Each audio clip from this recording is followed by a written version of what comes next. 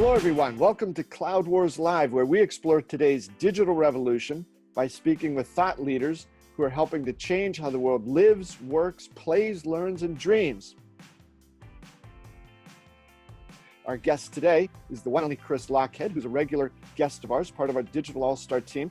Chris has been an author. Now he's a best listening or best watched podcaster, entrepreneur, marketer, thinker, and really somebody who looks at the world in a different way. So we call this series Lochhead on Different. And if you've seen Chris before, you'll understand it. If you haven't, Chris, welcome. What do you have for us today? What are you thinking about?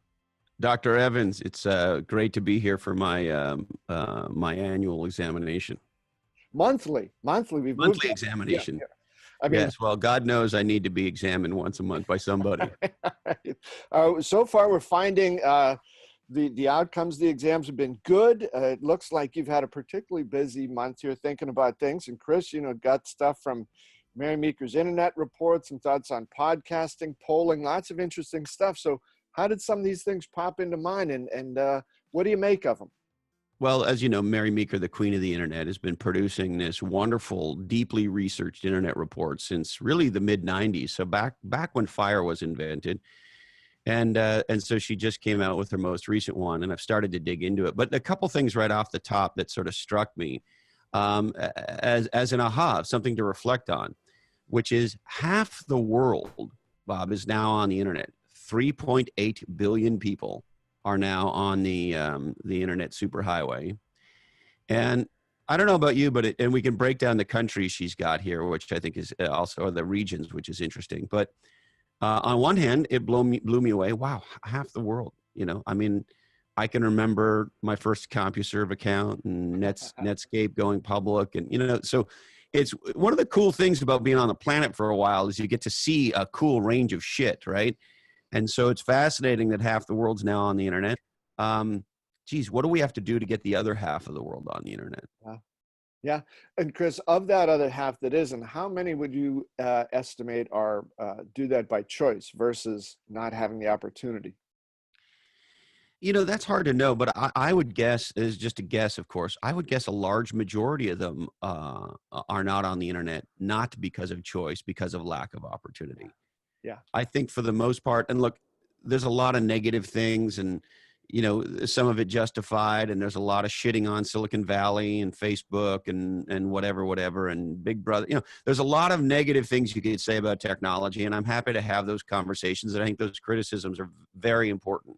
However, it is ridiculous to think that the growth of the internet and information technology overall has not been, for the vast, large percentage of people, a massive, massive benefit. And so I think it behooves us to think about what does it take to get the other half of the planet on the internet. I don't think it's primarily a choice. And I think the more people on the internet in general, the better off we'll be.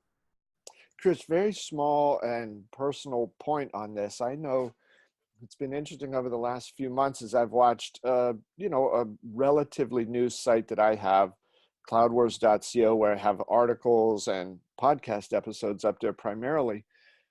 I last check it around 11 p.m. or midnight. And then when I get up early in the morning, around 6, I look at the geographic spread, and it's, the United States falls to less than 10%. And there's, large viewership from all over the world. So, sort of this thing of following the clock, and it reflects a little bit some of the numbers you put here from Mary Meeker's report, and this ability, and you've talked about this before, for a a very small business like mine, the Chicken Chick and others, you can have a fully global audience. Yes. And I think, to your point about the value, the benefit of what the internet can do, I mean, this was completely not just unimaginable. Even if somebody could imagine it, would have been utterly impossible before. And now, not just buying and selling stuff, but changing ideas, sharing ideas, pushing innovation, just connecting with people around the world. It is a phenomenon available to everybody.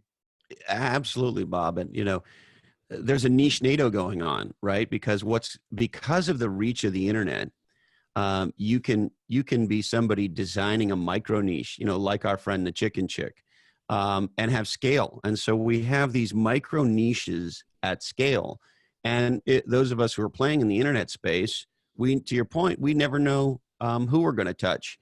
And it's a very, very powerful thing.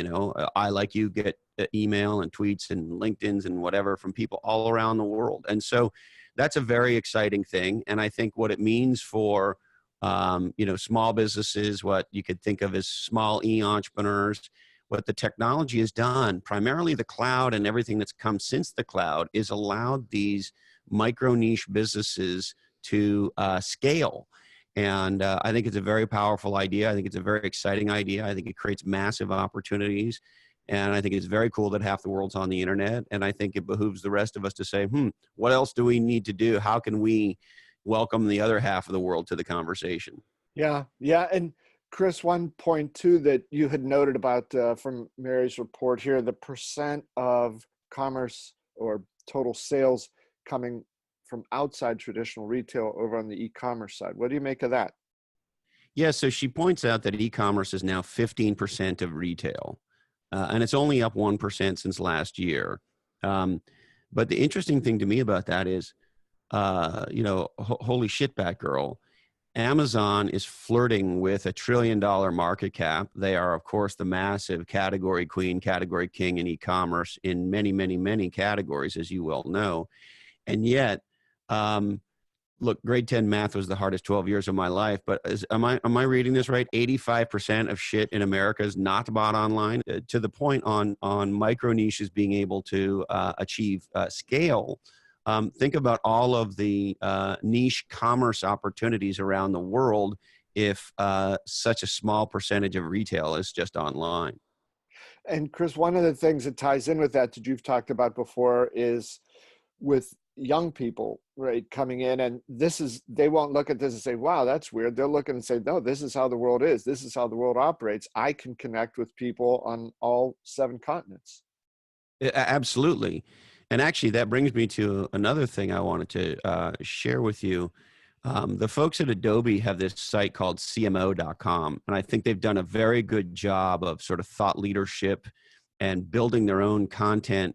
And it almost looks like they're a publishing company. And some people don't even know that it's not a publishing company. Anyway, they've done a great job with CMO.com.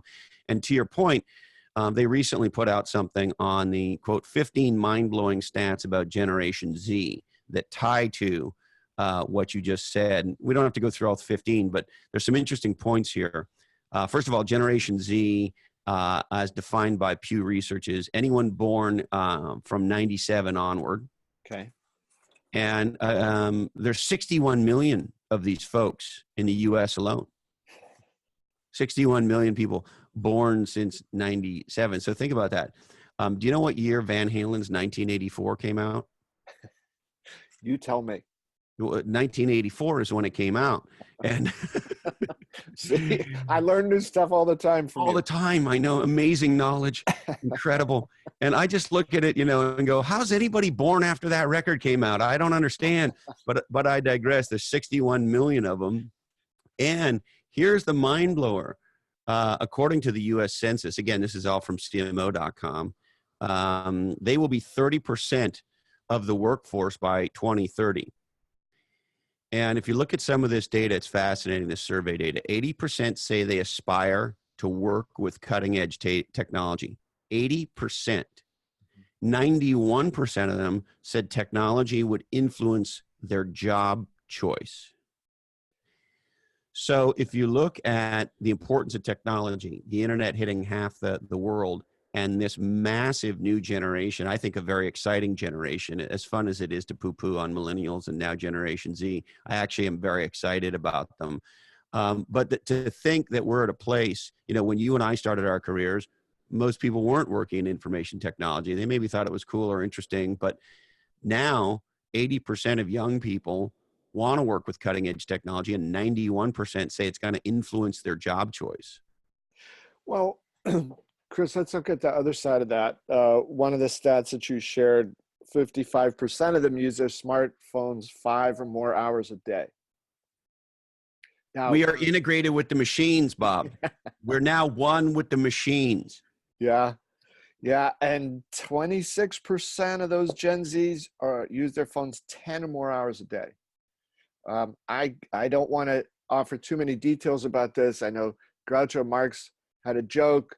The punchline, he says, "Well, I like cigars, but every once in a while I take it out of my mouth." So, there's something here that is, I think, inspiring, because if you can engage with the world through this device that becomes part of you, that's cool. Probably a lot of those 5 or 10 hours a day or it's things they're doing at work, it becomes their primary work tool. But do you buy into this thing about 5 or 10 hours a day on your mobile phone is cutting into the traditional social skills of people?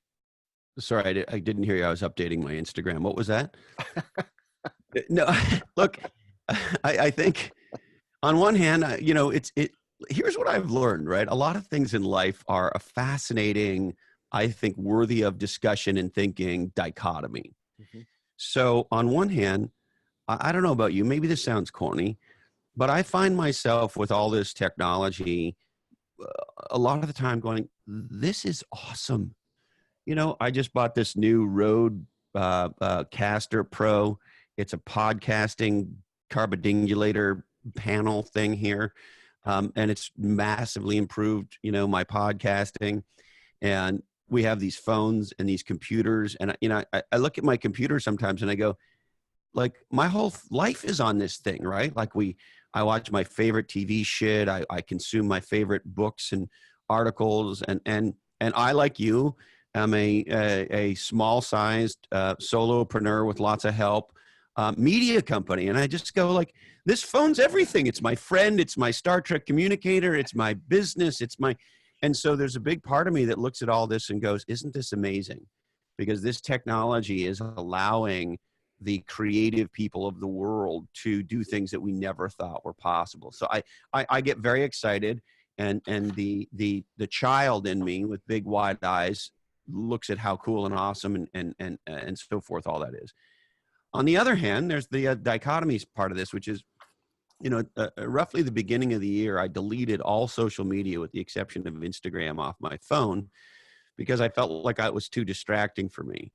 And recently, Bob, I went on a trip and I wasn't going to take my laptop. And so I thought, I got to download these apps and, because I don't want to be totally out of touch. I'm supposed to be in touch with the world, I think. So I re-downloaded Facebook and all the other shit, right? And today is the day I'm going to retake it all off. Yeah, yeah, yeah. And so on one hand, there's this awesomeness of what's possible and being able to connect with people and do creative things and work on our technology and communicate the way we are today and all the awesome, tastic stuff. And I think that can't be overstated. And then there's the flip side, which is, sometimes I find myself sitting in my beautiful garden on my phone or computer for half an hour going, what am I doing? I haven't even kind of looked up and looked at a flower. Like, I got to stop looking at this shit, right? So it's this rabbit hole we can fall into. Chris, I thought of this when you're telling the story about sitting in your garden and, did you see in some sense where you are? Were you in the moment at all? Or, you could have been sitting in your garage or, who knows where, an airport.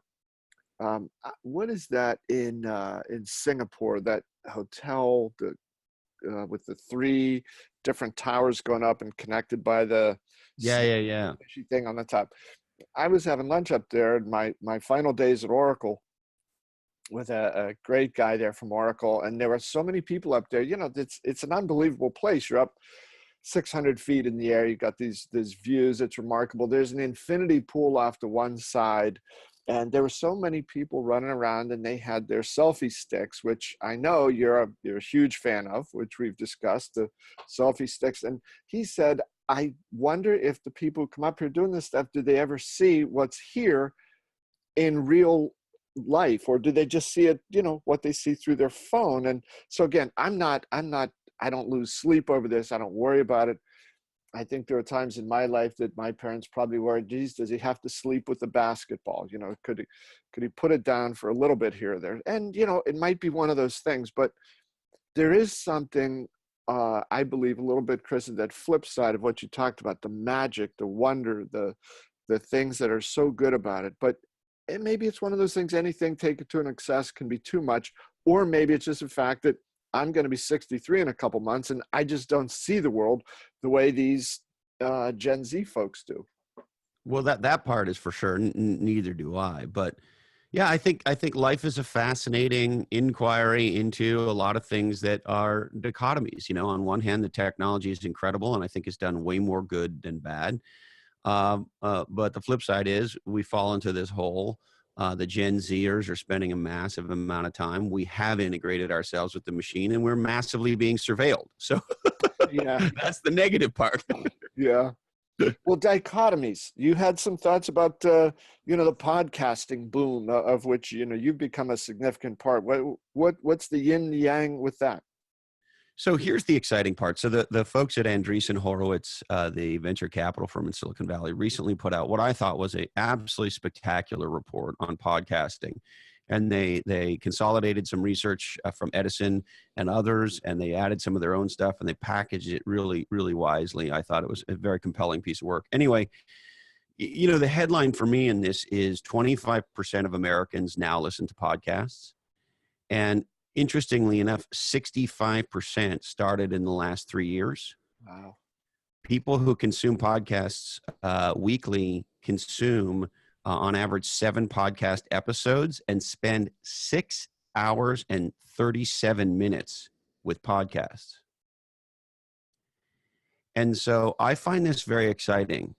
I've always loved radio. When I was a kid, I loved talk radio. I don't know why. I love politics, and from a very young age. I'm maybe it's because I'm dyslexic and have all these other things. I lovingly refer to them as dysfucklia. But I listen through hearing and through through watching and participating and so forth. It's easier for me than reading. But here's the fascinating dichotomy around podcasting.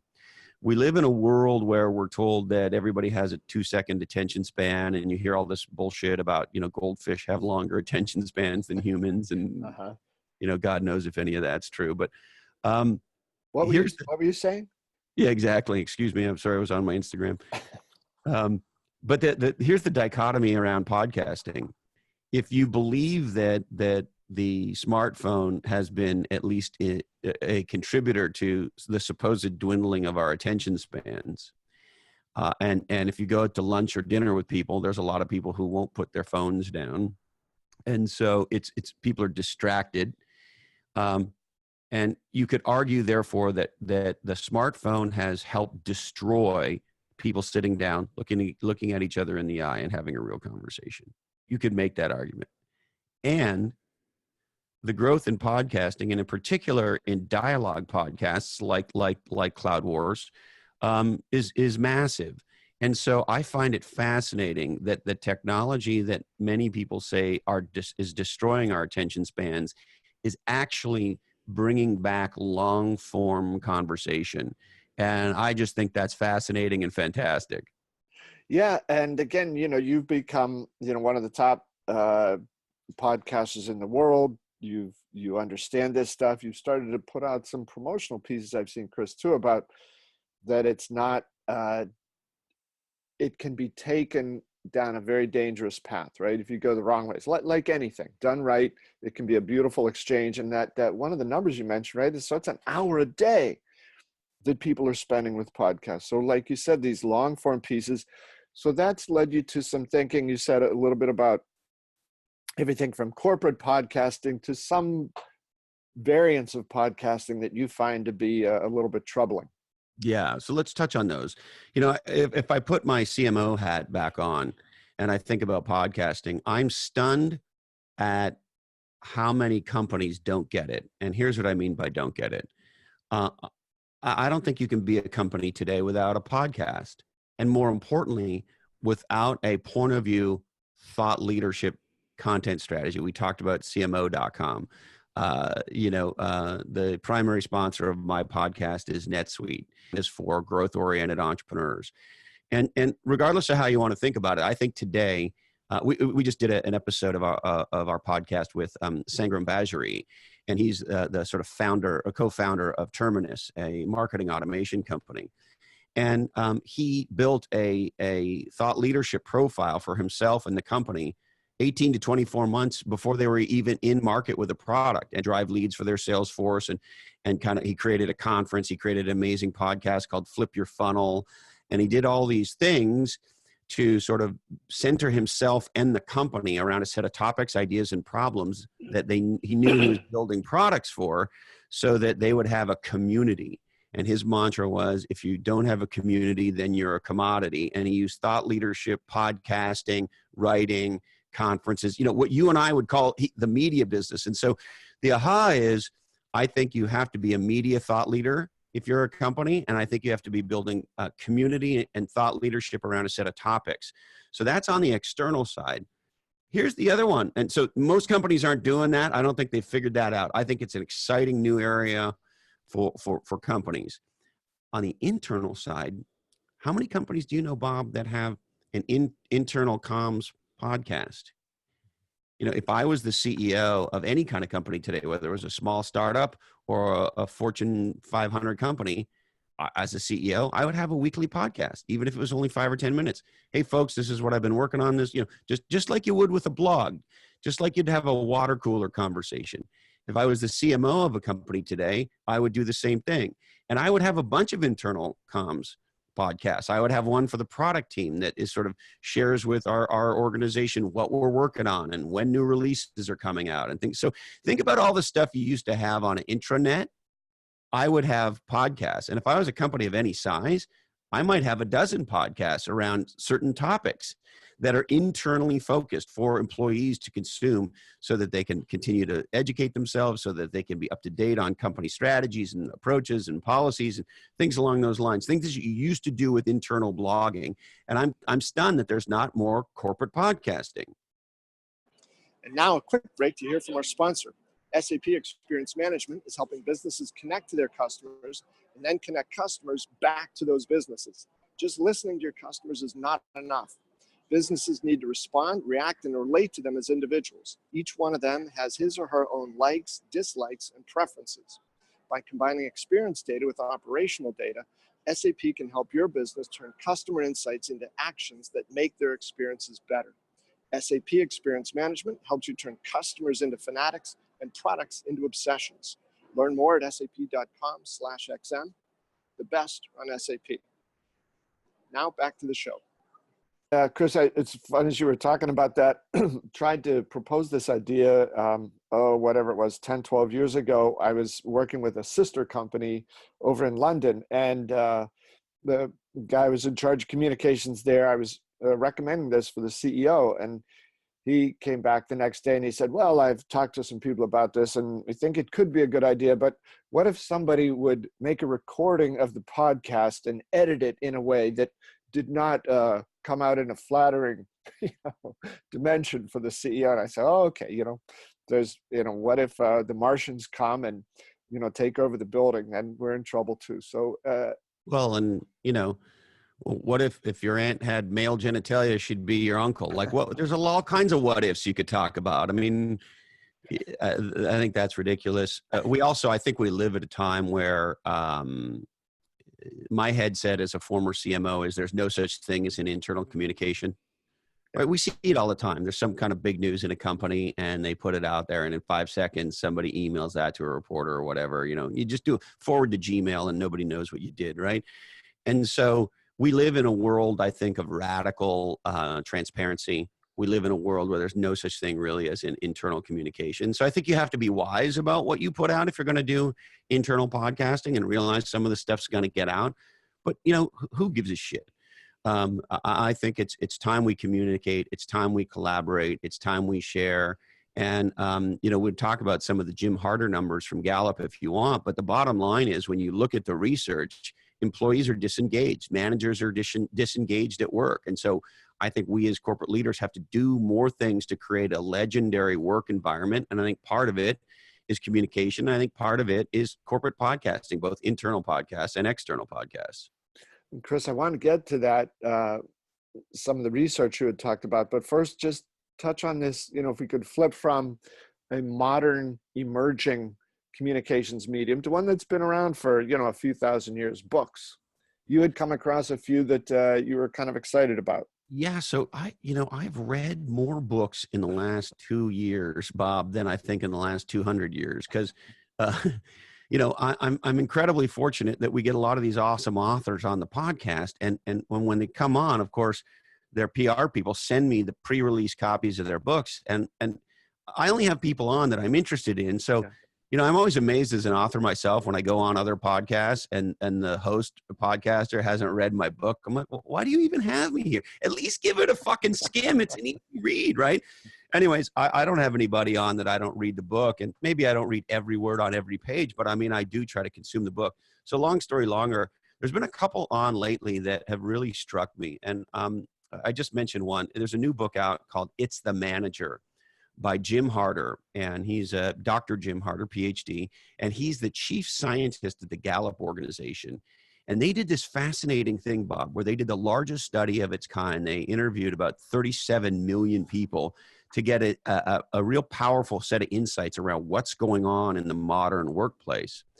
And there's a lot to unearth here, but let me just underscore the two things that jumped out at me from Jim's book. It's the Manager. 34% of workers say they're engaged at work. So, Wow. so you just think about that and go, most people in most companies say they're not engaged in what they're doing. And then, interestingly enough, 2/3 of managers say they're not engaged at work. So most managers are not engaged, and roughly a third, if again, correct me on the math here, of people say they're not engaged. And no shit, if your manager or your boss or your leader is not engaged, then maybe you're not going to be engaged. And so I think there's a fascinating thing here around how do we create a legendary work environment that will break this. And I'll give you an idea around this to connect a couple dots. We had this legendary sales leader on Follow Your Different not long ago. His name's Dan Cassetta, and he runs the West Coast for this amazing company called Cutco Knives. And Dan was the guy that had this insight many years ago, because most of their team are younger folks, right? So they often have employees who work for them for 2 or 3 months over the summer, who are coming out of high school, going into college, going through college. They have people who stay beyond that, but a lot of young people. And so his aha was, how do we train and motivate young people to be incredibly successful selling knives? And here was the aha. And the mantra is changing lives by selling knives. So he said, what if we turn ourselves into a personal growth, personal development, career development company that happens to sell knives? So the culture they've created is one that's deep on recruiting, deep on what we used to call enculturation, installing culture, deep on training and resilience and relationship building. And so they sort of imagine if Tony Robbins and Jim Rohn and sort of all these sort of Zig Ziglar and all these sort of personal development and business and life development coach type folks swizzled all their shit up and turned themselves into a knife selling company. That's sort of what Dan led at Cutco, and they've been incredibly successful at it. So anyway, here's the aha I had. What if more companies thought that way? What if GE or IBM or Cisco or whoever said, we're not selling software, we're not selling databases, we're not selling carbodimulators. We're a personal growth, personal development company. The number one thing we care about is the growth and success of our people for the time they're with us and the time they're alumni. We're not going to treat them like shit when they leave. We're going to treat them like treasured alumni, right? And we want our company to be the defining place, the defining experience in their career that for them, there's a before and after they work with us. Maybe some of them spend their whole career with us. Maybe some of them spend a few years with us, but regardless, we want to have such a powerful impact on them personally that we're the defining experience of their career that sets them up for success, either with us over the long term or in other places. That's a very different shift in headset. And I would posit to you that the Dan Cassetta Cutco mindset enables companies to have much more engaged managers and employees than the horrifying stats coming out from the Gallup organization. And I think as work and life are more and more blurred, I think more companies need to have the Dan Cassetta mindset to change these, I would call, troubling stats from Jim Harder. Well, Chris, a few thoughts on that. One is, you talked earlier about some of the stats with the Gen Z folks. I just don't see a lot of them saying, "Oh yeah, I'll go work at this place where I'm disengaged, and sure, I'll stay there 4 or 5 or 6 years." No, they're going to track over toward the sort you mentioned. I bought a set of Cutco knives from a high school kid several years ago. They're unbelievable, and at one point, he was so excited, he was so pumped up. The scissors that come with the knife set, he was going to show me how to cut a penny in half, but he said he had smashed his finger playing some sort of sports, and he said, I might not be. I said, that's okay. I trust you. I trust you that it'll cut the penny in half. We'll keep that penny. That remarkable culture that you're talking about there, improving lives, selling knives that Cutco has here, it made me think as well of your conversation recently with Andre Iguodala, right? He voiced a similar thing, set yourself up, make a plan, be ready, go attack this and have a model in place to follow through. Yeah, and the other thing Andre talked a lot about, of course, in that same vein, is the culture that they've developed at the Golden State Warriors, right? And people talk about culture, and look, I'm guilty of it myself. I hear the word culture, and then all of a sudden, what comes up for me is, oh, here comes HR bullshit, and you sort of have this slightly, as a 30-year veteran of the the corporate world, slightly jaundiced. Oh, we're going to have a HR corporate culture offsite in Half Moon Bay. Oh, fuck, and we're going to fall backwards, and we're going to catch each other, and all that stuff, right?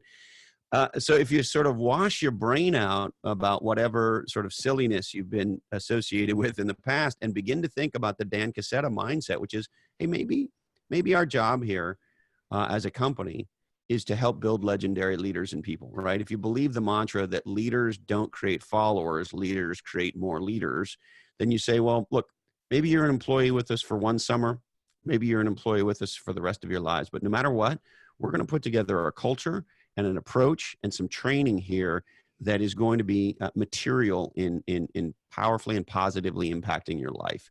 And if you think that's your number one job, and in the case of Cutco, selling knives is the number two job, all of a sudden things change. And I've met a lot of Cutco people now, and they're all unbelievable.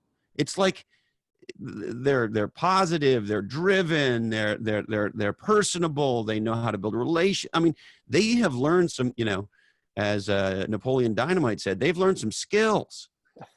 And I just thought, like, imagine if a company like Salesforce viewed itself, or Oracle, or Cisco, or IBM, or GE viewed itself as a company whose job it is to build this culture and do this legendary training and to impact people's lives by selling knives. It's Dan did a 180, and I think that 180 is what we need to do in the corporate world. And I think, Dan Harder it's Dan Cassetta, Jim Harder from Gallup, and his new book, It's the Manager. These data are very troubling, I think, when you say that 2/3 of managers are not engaged. And I think we have to think about work in different ways as a result. Yeah, man, absolutely. And, you talked a minute ago, Chris, about that blurring of lines between personal and professional. I think that's a path we're on now that's never going to change. It's going to, I think, become more intense. So how do companies try then to compete on that level of, this is how it's going to be? Do you want to have that personal and professional life mixed in a way that's sort of boring and then make your personal life boring? So the stakes are higher than ever before with that. And, one of the lines that you had passed over to, I want to be sure you get a chance to talk about Scott Galloway and some of the ideas you had there. The one point you sent over, the happiness graph is a smile. Yeah.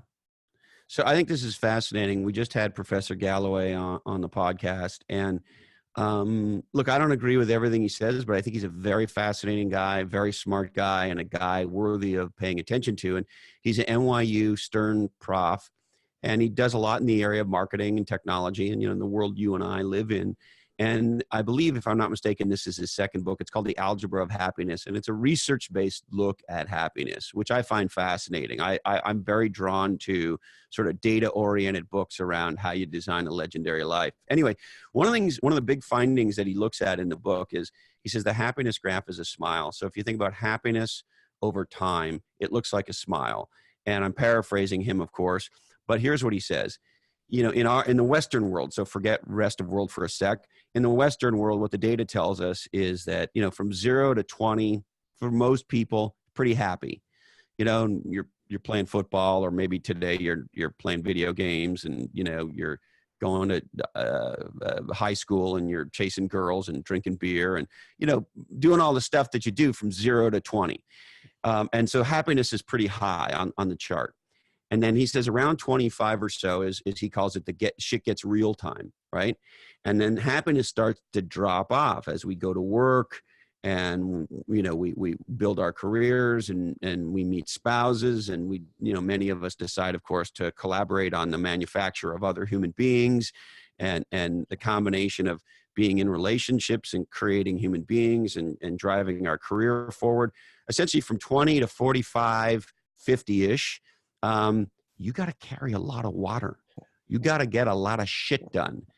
And so the curve in terms of happiness over time drops because we're busy. We're working 60, 80 hours, 100 hours a week in some cases. And, you know, we got to deal with all that stuff.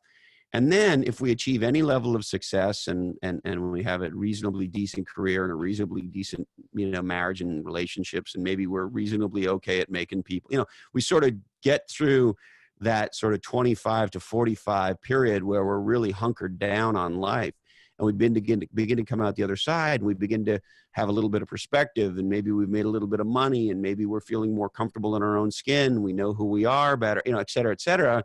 The happiness curve starts to go back up. And so I thought it was a very fascinating insight. I think it's a profound one. And I think it's one that all of us should realize, that, you know, there's a point in our life where we're going to hunker down, and we're going to get focused on things, and maybe we're not going to have as much time to play, and maybe our happiness will diminish somewhat. But, you know, there's hope on the other side, Bob. There is. And Chris, I think what you were talking about, like what Cutco's doing, maybe Cutco wants to take the dip out of that smile, make it a little bit more of a straight line. Well, and it's interesting you connect the dots that way, because I do too, right? So if you take the Jim Harder from Gallup research on disengagement, and you take the happiness graph and you connect them, you go, I wonder if we were creating an environment at work where more people were engaged, would that happiness graph change? And I think a lot of companies, you know, my experience is primarily in, you know, the greater kind of San Francisco Bay, Silicon Valley area. I think a lot of companies have focused on some cool things. You know, they give their employees free food and dry cleaning. And if you've ever been to the Facebook campus, by way of example, it's like fucking Disneyland, Epcot Center, you know. And so it's a very, you know, it's a nice environment where, like, all this, they do all this stuff for you, and they make it easy for you to be at work forever and all that. But I think the sort of the coddling and the value added services, so to speak, are nice. But I think what most people want is to be in a job where they feel valued, where they feel like they're contributing, where they feel like they can be creative, where they feel like they can be productive, where they feel like they can be innovative, and they could be making a difference. And I think the fact that the company offers free food and laundry is a nice thing. But I don't know, you know, let me say it this way. The engagement level at Cutco is very different than the engagement level at the average company. And while Cutco might have some of the fringy things of a Facebook, they've focused on, and look, maybe Facebook's doing substantive things too, so I don't want to throw them under the bus necessarily, but clearly the things that speak to our heart, that speak to what we all want, particularly as younger people at work, which is to feel like we're being groomed and developed for a successful career, and that we have a path, and that our work is valued, and we're on a team that we respect, and there's very little politics and bullshit and those sorts of things. I think those things matter more than the free laundry. Yeah, Chris, and, you know, I'm not disputing Professor Galloway's data or conclusions, anything like that. It sounds like a really powerful set of ideas he's put together. But the one thing about that in there, like, the those 20 to 50, 25 to 50 years in there. The one part that you said, yeah, I agree. You got a lot going on. There's a lot of responsibility, but if the work stuff is put in the right context, it doesn't seem like such a heavy thing. It shouldn't rob you of your smile.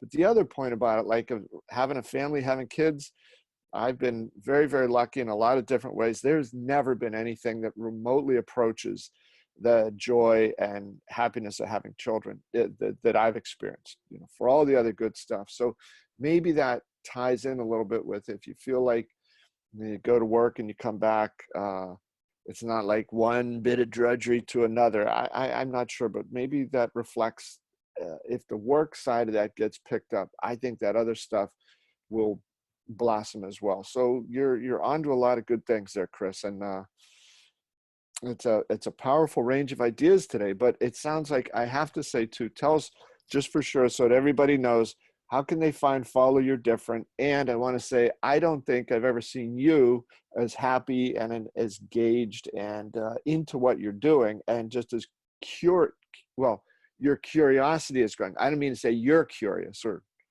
weird, but your level of engagement and interest is soaring. It's wonderful to see. You don't have to turn stuff off, because you've completed one career. Well, it's fascinating to, at least in my case, in your late 40s, to do a giant stop, change, start, right? And start over with this, in my case, this new world of authoring and podcasting. But the amazing thing about it for me is, and of course, this is a old legendary truth for a reason. If you want to learn, become a teacher.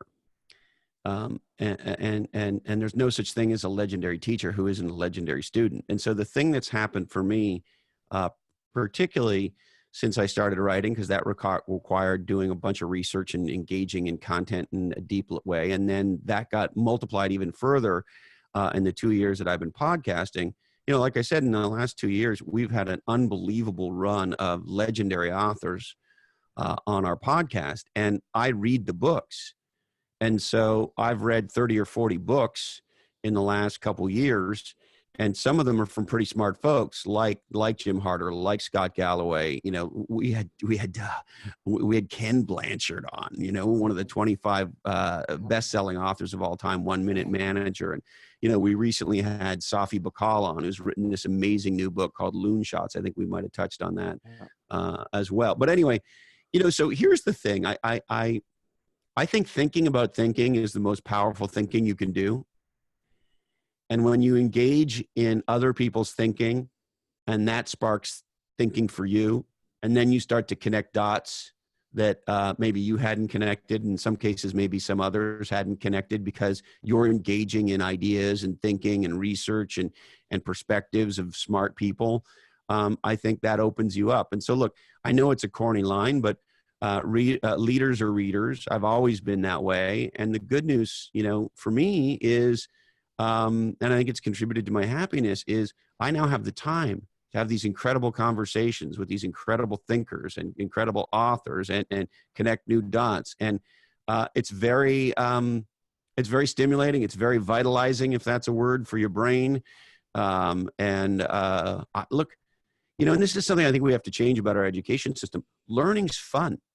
And there's lots of ways to learn. I think the growth in podcasting shows there's a lot of people who are willing to engage in ideas and thinking and cool stories. And, some of it's pure entertainment, which is fine. And some of it's much more educational. And you look at all the awesome TED Talks, and you look at what, universities like Stanford have done with putting all this amazing content online, and, all of it, right? It's just, now's the greatest time in history if you want to be smart. And if you're stupid today, you're really stupid, because it's easy to get yourself smart, or easier, I should say. Fair enough. Well, I know at one point in your career, you had a title of chief exclamation point. So maybe now you're on your way to give yourself the title of chief dot connector. I'll take it. Sounds great. Well, Chris, as always, a pleasure talking with you. You fire out lots of ideas and give the support behind it and the enthusiasm and a perspective. And where can people go to follow your different and hear some of these great conversations? The best place to find me is at lochhead.com, Lochhead.com. Perfect. All right, brother. Thank you. It's a pleasure as always. And to all of you who've watched or listened, thanks so much. Chris will be back with us next month for more goodness, more mind-bending experiences, and more dot connecting. Thanks, Chris. Thanks, Bob.